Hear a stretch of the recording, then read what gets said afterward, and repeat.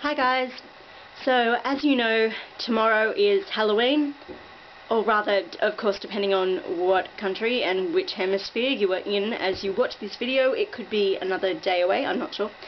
But I thought, we don't really, as a rule, celebrate Halloween very much in Australia, and if we do, it's met with a lot of criticism and everyone says, oh, that's so American, why do we do these American holidays? But for the most part I think it's pretty fun.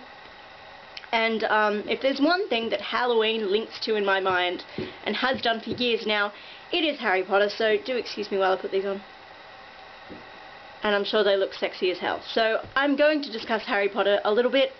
I will not keep these glasses on the entire time, but I do like wearing them. They used to have the cute little masking tape thing there, holding them together like in the ye olde days, but I like wearing them. And yes, I do have a tendency to put these on whenever I used to get the books when they'd be released, and whenever you go and see the films for the first time, I wear them. I also take my Hedwig with me. Isn't she cute? She's adorable. I take her with me and I put her in the cup holder in the seat in the cinema. And if people give you strange looks, you're there on the opening day of Harry Potter. Why on earth would anyone expect you not to be fanning out? Really? And why are they there if they're not going to get excited? So, shame on you, people who spoil the Harry Potter fun. Okay, so Harry talk. I'm going to take these off now, they're annoying me a bit. I don't have all the books here with me because I'm lending them to a friend's daughter who's only 8 and is devouring them and reading through them at lightning pace, so I'm so proud of her. And she's loving them to bits, of course.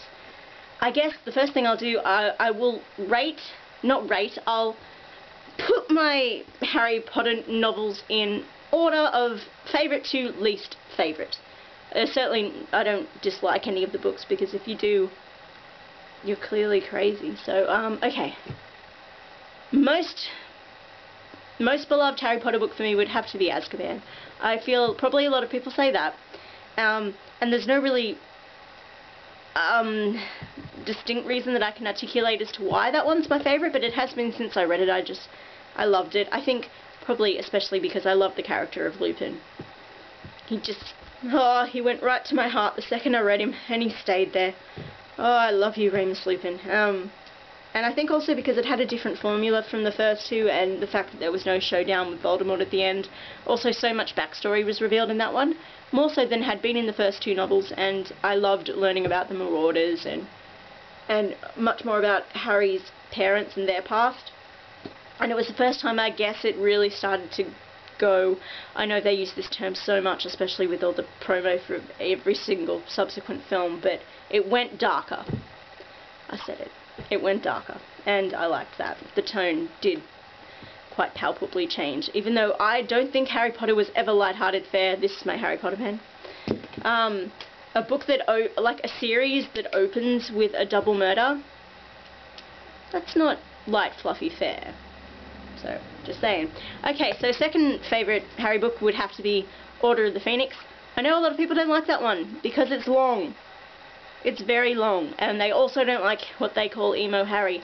I love it when Harry's emotional and bitchy and really disagreeable and is demonstrating all the characteristics that we don't like in ourselves as human beings, because that is when he's at his most human. And that is when the series, reaches me on an even greater emotional level than it does all the time. When he had his breakdown stuff, and in a way, I was glad that huge breakdown scene wasn't in the film, sort of, because I appreciate the job that Daniel Radcliffe does playing Harry in the films, and he's certainly been getting better with each one. But I don't know how they would have handled that, so yeah. But in the novel, reading that still makes me cry, when he's screaming and breaking all of Dumbledore's stuff, and I don't know. I really like reading a character that can go on and be given permission to think these thoughts that are selfish and self-centered and violent and unfair and prejudiced. That you read about this and you think to yourself, oh, that's terrible. I hate you, Harry, for being that way. And yet, of course, we're like that every day. And I really just appreciated the honesty of that writing. So that was something I loved in Order of the Phoenix.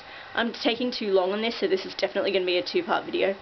Where am I up to? Third place Harry book would be... Oh, it's tricky. Deathly Hallows. It would be Deathly Hallows. It was a pretty good conclusion, and all those deaths, I was in emotional turmoil the entire time. Lots and lots and lots and lots of crying, and many revelations